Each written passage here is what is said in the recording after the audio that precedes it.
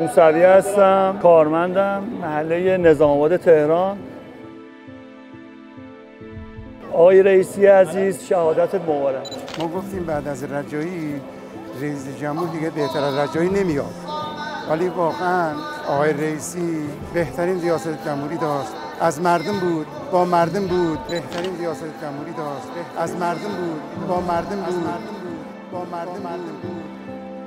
من افتخارآمیز رو برای خودم عنوان خادم رضا علیه السلام میدونم. من زهرا منتشرو هستم. ما از منطقه 4 لویزان میاییم اینجا.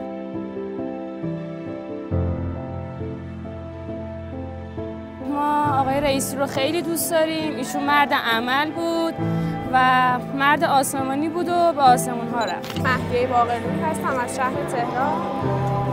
از لحظه ای که این خبر خیلی داغ و سنگین رو شنیدیم یک لحظه هم آروم و قرار نداشتیم و هیچ کاری هم از دستمون واقعا برنمیاد. ما فقط به محض اینکه شنیدیم داخل مصلی برنامه هستش سعی کردیم خودمون خیلی سریع برسونیم و فقط بتونیم یک کوچه‌ای از و تکه‌ای از زحماتی که برای ما کشیدن رو جبران کنیم.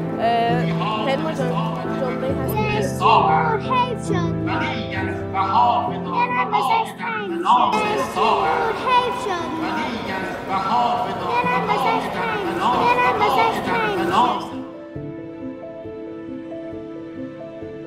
یه جمله دلی خدمتگزار واقعی ملت ایران، کسی که واقعا به ملت ایران خدمتگزاری کرد.